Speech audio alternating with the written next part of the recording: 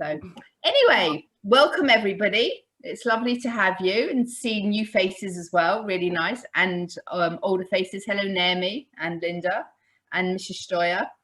And Sue, is that Sue Storfer perhaps? Sharon, do you know, or we don't know? There's an anonymous Sue there. Anyway, welcome, Sue.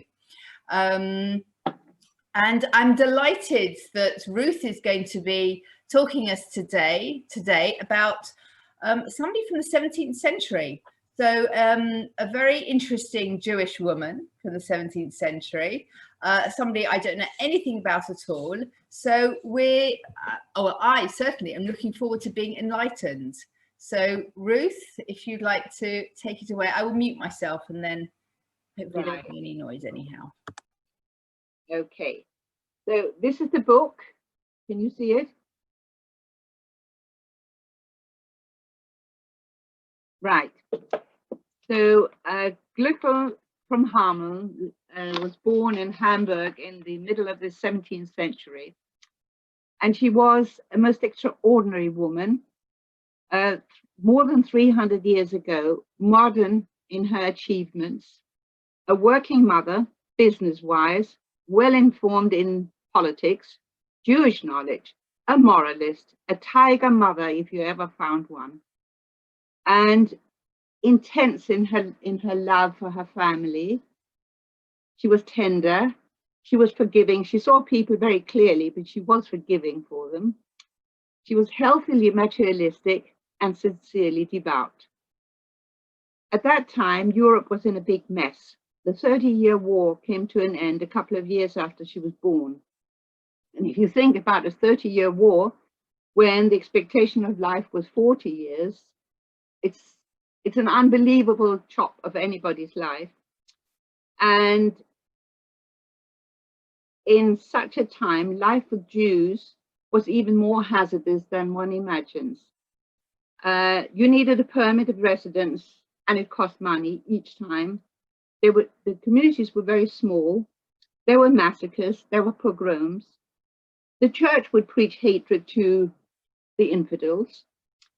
And if the Jews, who were very often in the money business, were owed money, murdering them was an easy way out of settling debts. So she was born in Hamburg of a very traditionally good Jewish family. Not what you call traditional now, but truly completely steeped in Judaism. And they were so amazing. There were pogroms in Poland at the time, and the refugees came and they were actually carrying some sort of fever or plague or something with them.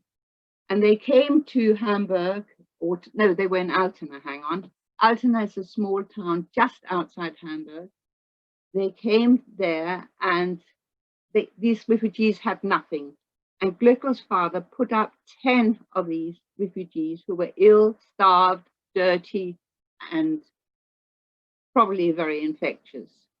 The grandmother, who was in her 70s, used to climb the stairs up to the garrets to nurse them, caught their disease, and died 10 days later. Glückel was betrothed at 12. She married at 14 to a perfect pattern of a pious man. He was honest, he was patient, he was modest, he learned regularly, he fasted every Monday and Thursday, and wore himself out, says Glückel, to provide decently for his family, which he loved beyond measure. Glückel wrote in detail about her family. She wanted her children to know what kind of people they came from, so that their children in turn would know where they came from and therefore possibly where they should be going. Her social business life spanned several countries: Germany, France, Denmark, Holland, Austria, and Poland. You have to think what the conditions were like in those days. And I want to tell a little bit about her Judaism. Only about 150 years after the invention of printing, there were a good variety of religious books aimed specially at women, and Glückel not only read them, but she internalized their content and teaching. So a lot of her writing is interspersed and sprinkled with quotations, stories, allegories, and exhortations. Just listen to her instruction to her children. A refreshingly down-to-earth bit of advice from a woman firmly rooted in this world and confident of the next. Here she comes. Hang on. The best thing for you, my children, is to serve God from the heart, without falsehood or sham, not giving out to people that you are only one thing, why, God forbid, in your heart you are another. Say your prayers with awe and devotion. During the time of prayers, do not stand about and talk of other things. While prayers are being offered to the Creator of the world, hold it in great sin to engage in another man in talk about an entirely different matter. Shall God be kept waiting till you finished your business? Moreover, put aside a fixed time for the study of the Torah as best you know how. Then diligently go about your business. For providing your wife and children a decent livelihood is likewise a mitzvah, the command of God and the duty of man. If you think you've heard something similar recently, you're right. She was a true Esh Israel, a mirror image of our Friday night declarations. She was deeply immersed in business and traveled widely in a time where there were highwaymen, horse carriages, unpaved road, and pirates at sea. She understood business, investments, risk, made much money with very small margins of profits. She carefully noted down the value of dowries, what others were worth, and gives us a clear picture of the scoundrels it was her misfortune to meet. If you want to interrupt, you are very welcome. In all, she wrote 7 little books, starting them after the death of her beloved husband at the age of 44. She was 44, to shorten the sleepless hours. She likens the Torah to a rope God has thrown to us as we drown in the stormy sea of life, that we may seize hold of it and be saved. But she was also clear-sighted about the world as it is. I'll give you another bit of her thing.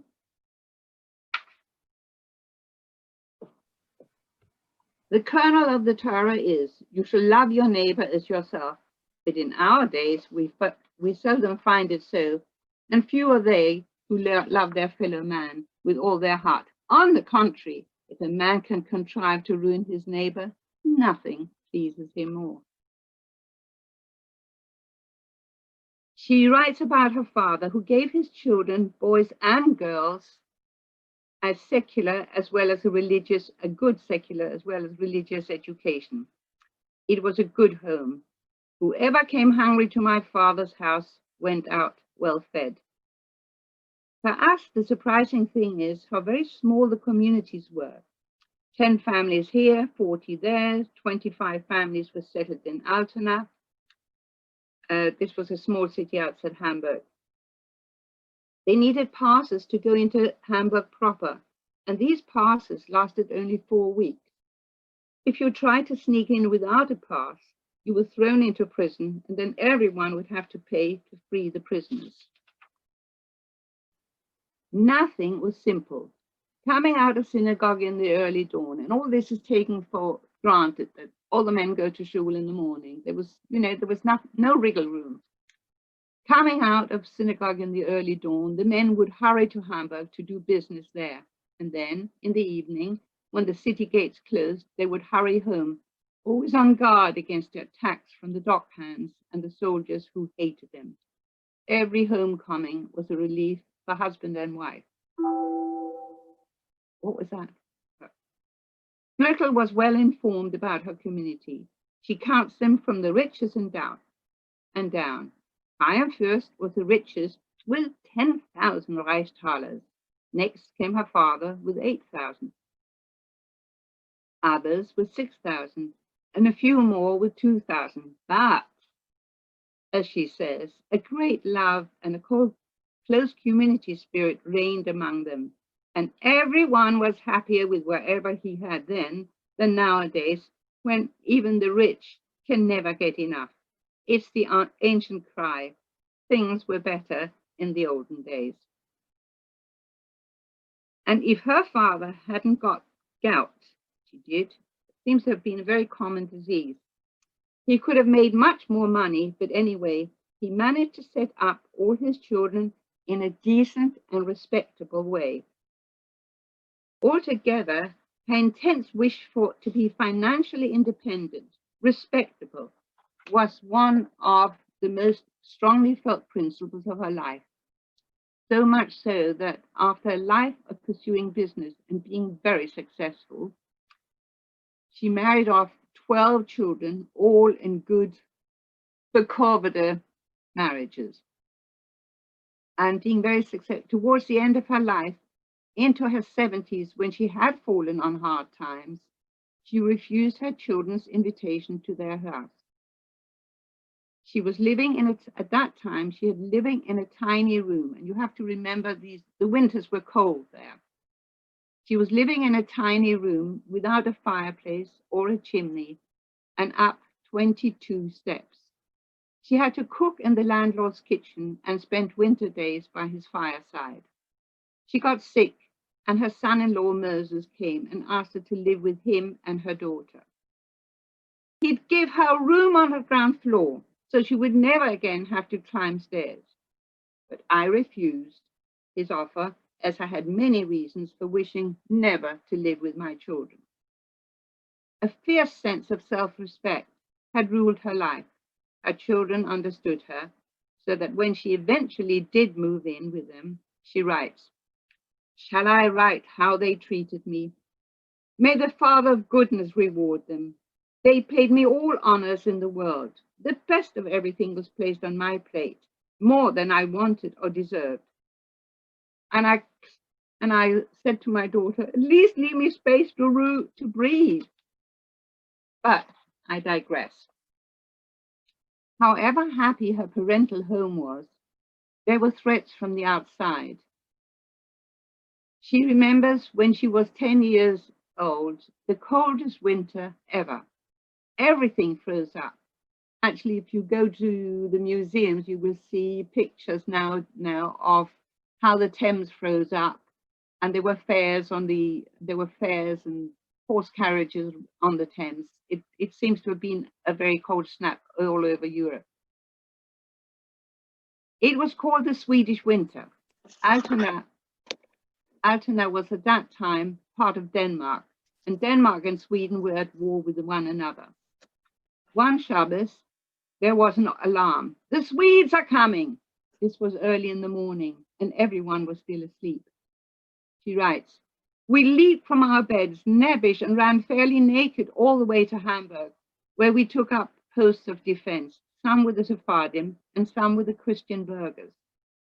The Sephardim were from Portugal and had settled in Hamburg 70 or 80 years earlier. They were recognized and had individual rights. They were engaged in international trade and banking, and they were obviously upper class. It's interesting that these terrified, ill-clad Jews were given protection by Christian citizens." She ends this part of the story with the observation that Denmark and Sweden have never been on good terms. Even when they declare themselves friends and allies, one is always ready to pick a bone with the other.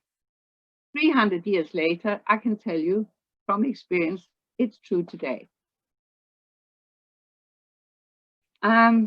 There was plague. In those days, there was plague. It was carried by the fleas of the rats. And Hamburg and Altona, they were port cities. There were lots of rats. They would come, they had fleas, and it spread everywhere.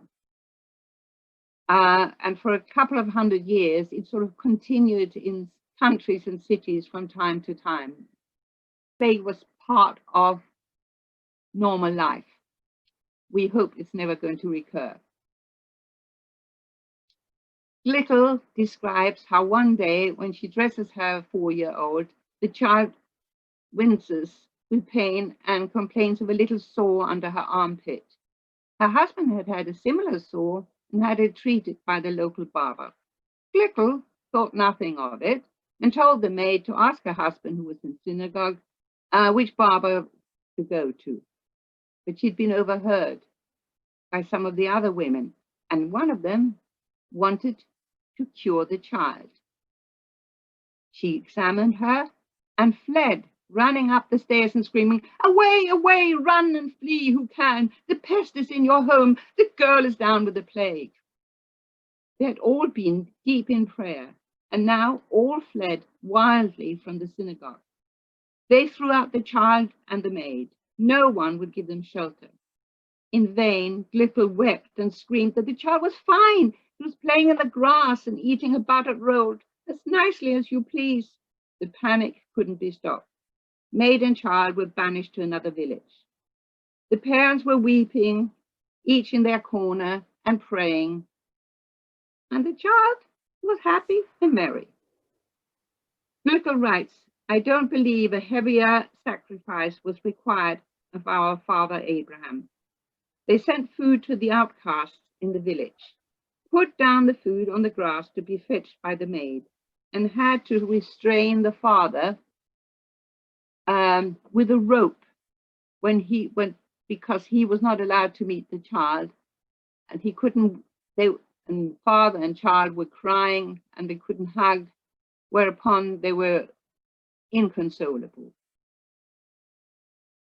In her 10 years of marriage, Glickel had 14 children. 2 died young, 1 of fever soon after birth, and 1 in early childhood. The parents' grief was indescribable. Glickel feels each time she's being punished for her sins. At some time, the children were quite a handful. So I'm going to read what she writes, which is, I can hear people saying things like that nowadays. I think with all of it, we can hear people saying that nowadays. It's unbelievable. She is so modern. She could not, she is so us. Yeah. She writes, she had just lost a child and she was sad.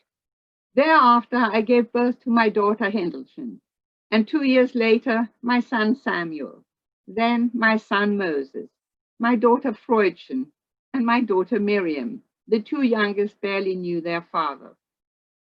What indeed shall I write of the gaps between times? Every 2 years I had a baby. I was tormented with worries, as everyone is, with a little house full of children, God be with them. And I thought myself more heavily burdened than anyone else in the world, and that no one suffered from their children as much as I. Little did I know, poor fool, how fortunate I was when I was seated with my children like olive plants around the table." At one stage, they traveled everywhere, and she lost money, she lost and gained money and so on. At one stage, but she was very human. Listen to this.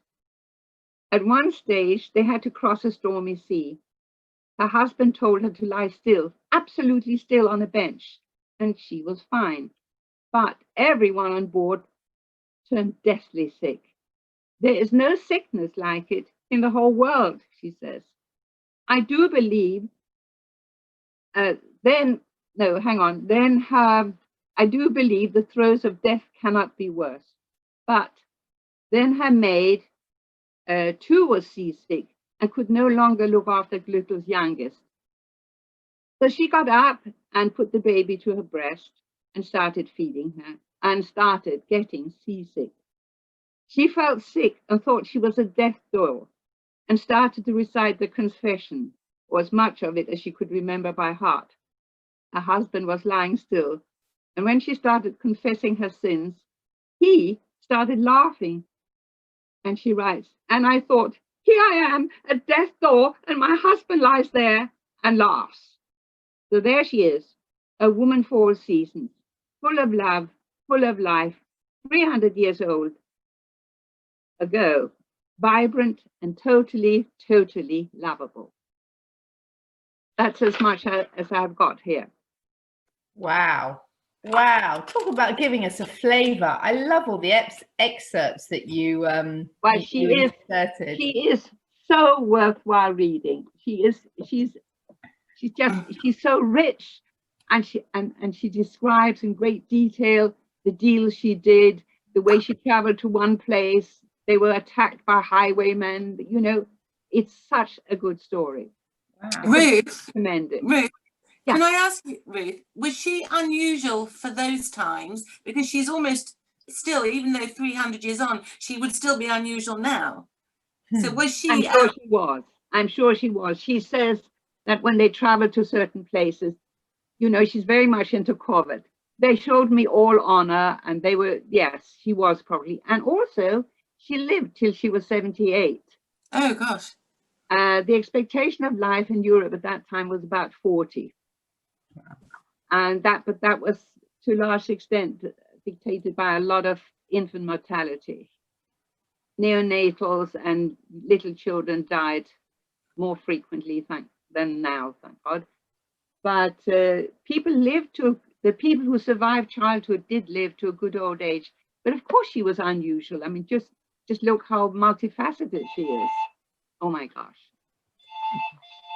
Excuse me. Wow.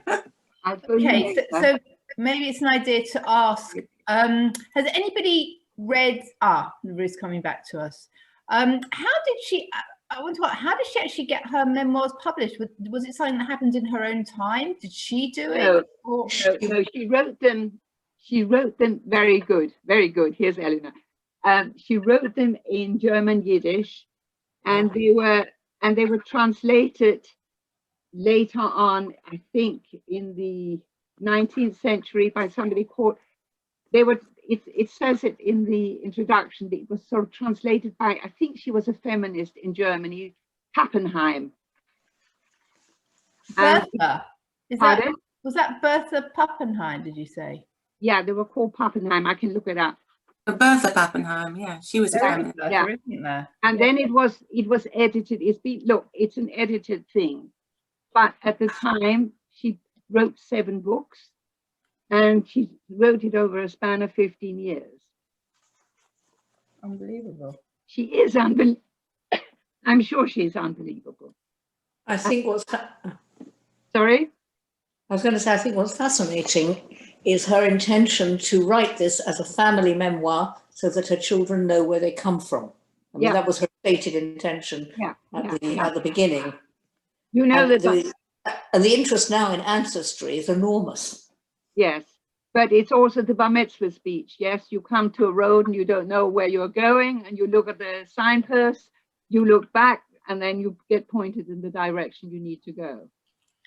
I wonder how widespread this was. I mean, maybe not so much in the 17th century, but I know that I have a great something aunt, Agatha, who also wrote a sort of memoir for her, was it for her son or for her nephew, when he was bar mitzvah, that she presented to him. And we did, this was from the mid 19th century, our one is, and it was sort of handed down from father to bar mitzvah boy over the decades, and we've lost the original, but we have an article from Australia from like the 30s, I think, describing it for my, I think it was my uncle's, so my father's first cousin, so his uncle who did it for his bar mitzvah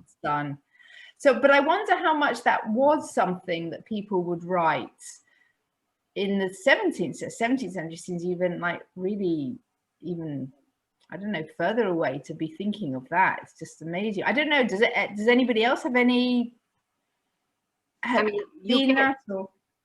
you get people now who were in the Holocaust who wants to write down their life story because otherwise they feel it gets lost. Yeah.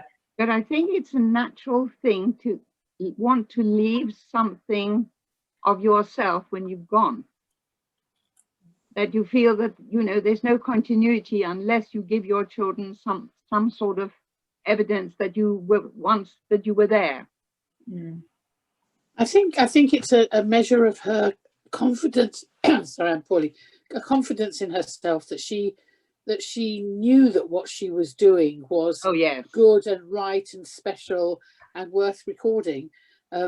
Incidentally, in all the 30 years that I was in Hasmonean, that book never hit the shelf. It was always out. Yes. There were kids who you'd think would not be interested one bit in this, and you made them read it. You say, read to page 10, read till page 20, give it a chance. And every single child loved it, and I had several copies of it. So if we think that it's like a bit dry or a bit not for today's generation, mind you, I've been gone there for a few years, but in that time, the kids were really interested to read it. It is a very, very, very valuable memoir. Well, I think you're right. And she's so human. She comes across as she has all the emotions that everybody does have. Yeah.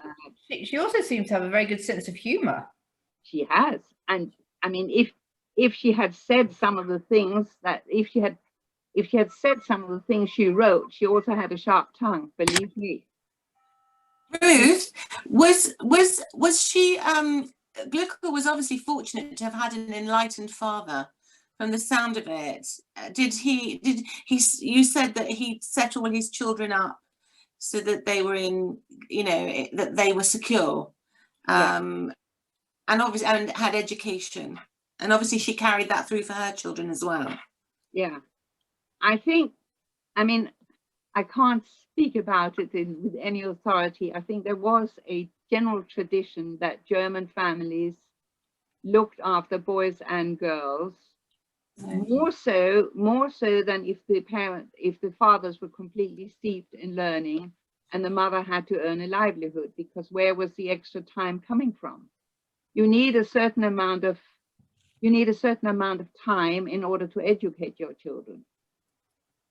Well, I rather thought we should give a copy to all of the Rosh Yeshiva who think that they can keep their boys there forever without coming up to the expectation of earning a living. I think maybe all they would do is look at the fact that the mother was the one who was a breadwinner, and that is the bit that they're going to be looking at. If the mother was a breadwinner and had to run the home, how was she supposed? There was no way. The father was immersed in learning.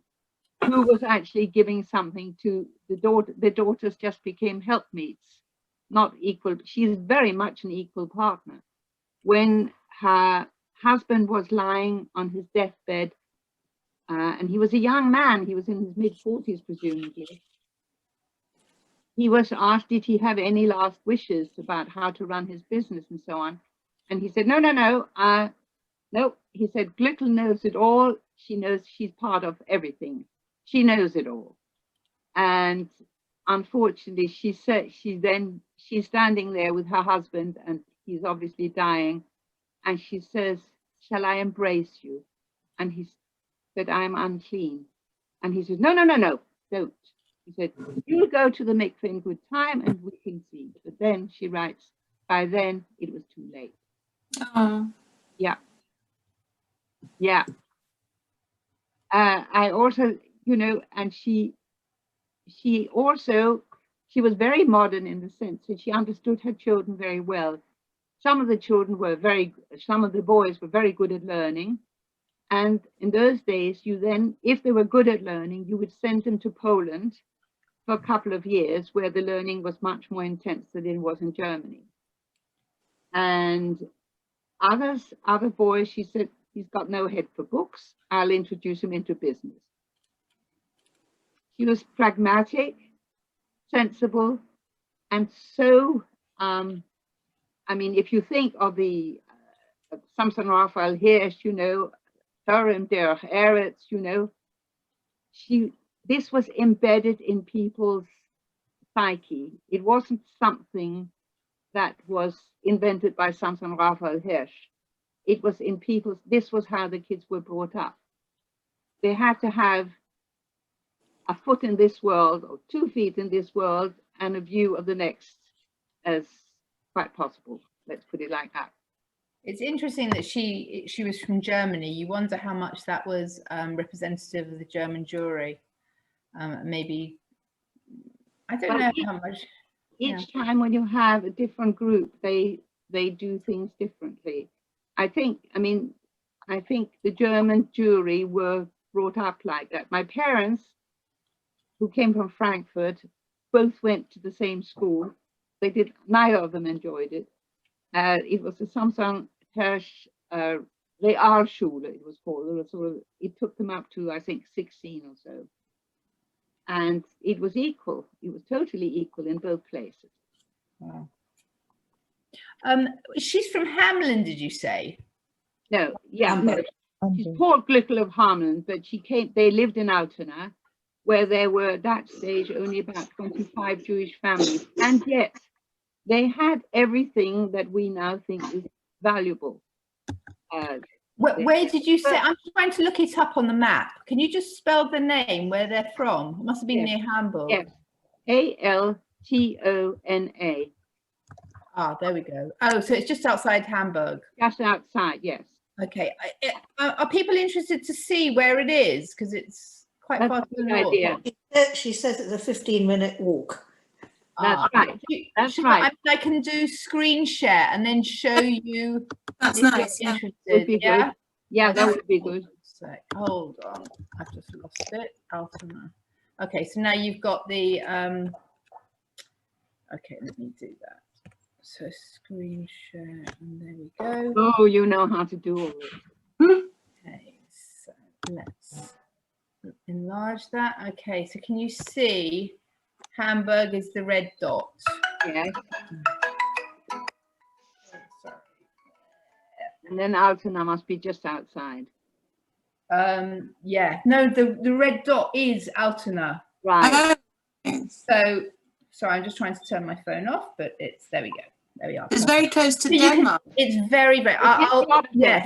It was run by Denmark at the time. Right. yes. There we go. I've gone close in, Can you and now see? you can see it's just sort of northeast, Yeah, but you of can also Hamburg. see. Northwest.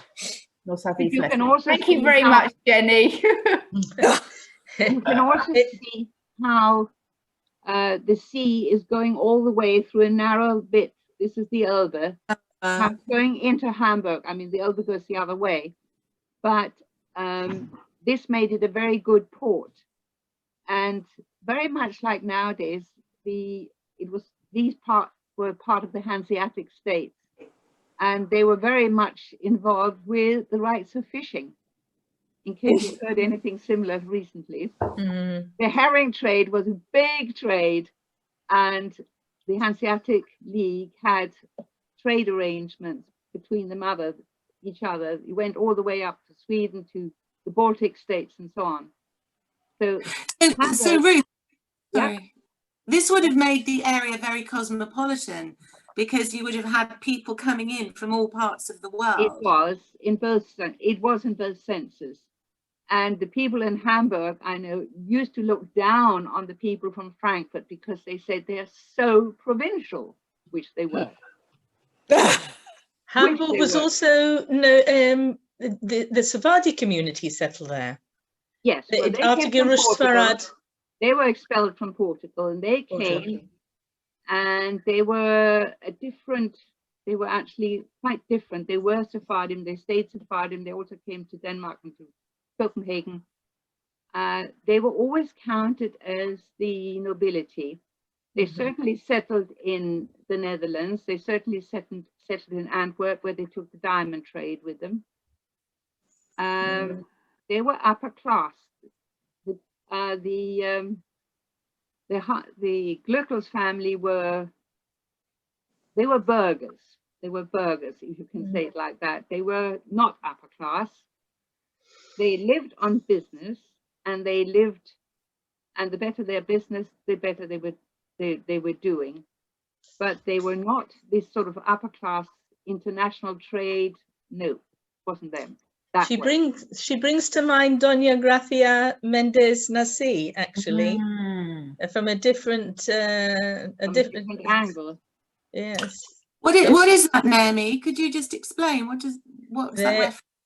I read it a long time, but it was a Sephardi woman who actually had to hide her origins, But she was also, the term wheeler dealer comes to mind, but I mean that she was a very clever, astute woman who also worried about her having, well, I don't want to use the term Marano, but she was from the Anusim.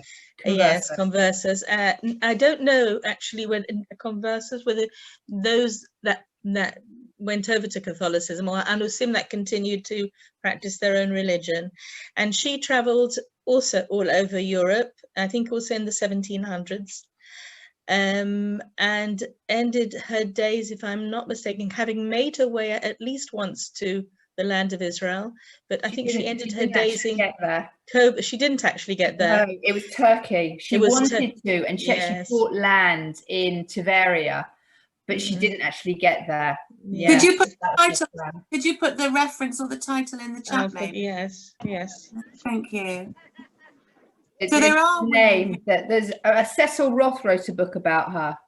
The Nas. He's written a couple of books about her family. The Nasi of something or other. I can't remember now exactly, but it's Cecil Roth wrote about her and her family, and that's Donna Grazia Mendez Nasi. Yeah, Nasi, and it's the Nasi of something. She's amazing. Yeah, no, that's exactly. She does spring. She's a sort of the Sephardi version. Yeah, but there were marvelous. I didn't tell you. There's so many incidents. There's so much in this book that, you know, it obviously. She was international, but at one stage there was the advent of the Sabbatai Tzvi, and people were convinced Moshiach is here, Moshiach is coming, and people got ready to leave. They sold their houses, they sold their land. Her father-in-law sold everything he had. He got 3 big casks ready with food and lentils and rice and clothes and provisions that would last them, etc., etc. Got it ready. They were just waiting for the day to leave. Well, it didn't happen at the time. And the casks were standing around for 3 years, and then they decided they better eat the contents before they go off. There are so many incidents in this book that I can only say, read it, you will have a great time. Certainly sounds like Thank you. Thank you. That really was amazing. I mean, I loved all the pieces. I love how you wrapped up the story and enveloped it in her own words. So you really gave us a flavour, and I can't wait to get hold of it. I really you can borrow it. I'm still almost at the end of you can borrow it off Monica, which is what I did. I borrowed it off Monica. But do you know who told me to read the book in the first place all those years ago? Was Thea Kimchi. I think I was doing colour lessons with her, so we're talking a long time ago, and she just mentioned this book. She said, you have to read this book, it's amazing. But I don't know if it's so easy to get hold of anymore, so you're welcome to borrow it from Ruth Michelle afterwards. Oh, you should read it, Monica, you should read it.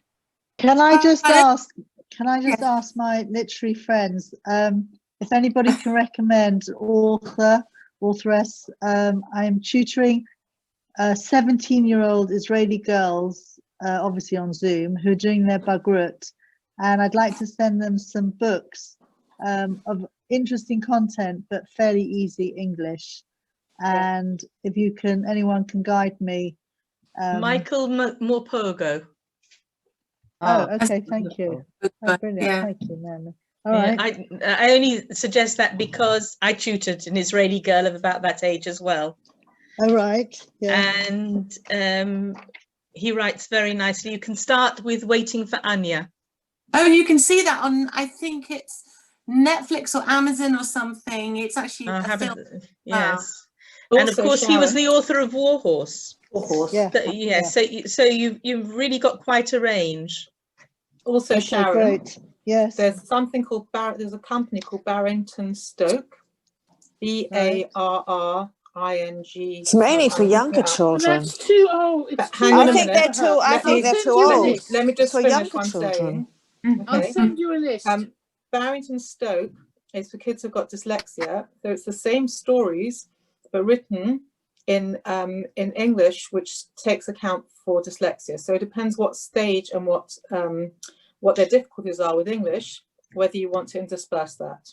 That sounds a very, very good idea. I think you can. I think when you're dealing with young adults like that, you can always revert to a younger age book. Michael Morpurgo, and I mean, it's just fantastic for like ages like 8 all the way through to adults, and you know, it's just got to be something they can access without being overwhelmed. You know, I think you might find that even Sharon, I'll send you a list. Morpurgo. Thank you, Rosie. Thank you, Rosie. That are through Barrington Stoke. Sorry. Okay. You might even find some books within Barrington that are Michael Morpurgo. I don't know. Yeah, that sounds perfect as well, because I don't think it matters that it might be for younger children. That just works. Because the content's good. Exactly. They don't need to struggle with the language and the difficult ideas. They want something that's a bit, I don't know. Thank you very much. Can I just wrap up now and thank Ruth, because I'm conscious we're nearly at 11. Ruth, where are you? I'm looking for you. I'm here. I'm still here. Thank you so much. That was really the book. Oh no, that was a pleasure. But thank you for that, because you really gave us an excellent account of it, excellent description of her life, and I think you really sort of brought it to life. I like the way you picked out the bits that really had resonance for today, and I think I'm certainly going to reread it when I eventually get it back. As I say, I'm very happy to lend it out, and thank you for all the work, and we wish your husband well. Thank you. And I'm really pleased that you did that, could do the session. Thank you for having me. It was really interesting. Thank you. And Rosie, could we have a quick word from you, because you're doing next week? Oh yes. Well, we're listening to everybody's memoirs, and we had old Gluckle of Hamlin, and we had Tara Westover, and we've got all wonderful people. But the best lot are coming next week. They're a very impressive lady called Ruth Vecht. There's another lady called Jenny Engelsman. There's a lady called Leela Kaur, to whom I'm related closely. And there's actually one of mine. So we've got some memoirs coming along next week. For those of you who want to read your own can read your own. Otherwise, I'm happy to read them. I know my sister wants me to read hers. And I have to say, we are a remarkably talented load of women, because these memoirs are super duper. So I look forward to seeing you next week to hear some memoirs of our own. And if anybody else wants to offer to do the next lot, which will probably be in about a month or whatever, happy to hear from you. Even if you've done one before, another one would be great. Ultimately, I would like very much to put them into some kind of booklet. We can all have a copy. Then we will be published authors. That's a lovely idea. I really like that idea. We will be published authors. Lovely, thank you. The Corona trial. You can call it the Corona Chronicles. Oh, that's brilliant. They're not very good. Love it. Oh, you know what? You know the Decameron. You know what the Decameron is? Yes. It's a story of a collection of fairly lewd stories told by people who had fled from Florence, because it was plague in Florence, and they didn't know how to get rid of the time, so they were telling naughty stories to one another. It's called the Decameron. So your title is just perfect. Spot on. Bang on. Can I thank Michelle and Monica for starting this great group? Thank you. Oh, you're welcome. Thank you, Ross. It was great. Thank you. Thank you. Thanks. Bye. Bye. Shabbat shalom. Shabbat shalom. Bye bye. Oh, Ruth, let me just read. You've got a couple of comments here on the chat from Sharon. Ruth, fantastic presentation. Thank you. From Naomi, great. Thank you. Really, just so that you know that these everybody's commenting on how great it was, and your internet was great, and you were perfect. I'm just sorry. The site. I'm sorry I didn't go to Hasmonean Boys School. Then you could have taught me. Yeah, but you've done well with that title, so I suggest you reserve that somewhere, or take out I don't know, patent it, yeah. Nothing's wrong with South Hampstead, Sharon. Yeah, but you know, I was the only girl in the history of South Hampstead High School to fail English language O-level. And they were appalled and they wanted to throw me out. And I said, what do you want? My parents are foreigners. Well, you've obviously caught up well. Brilliant.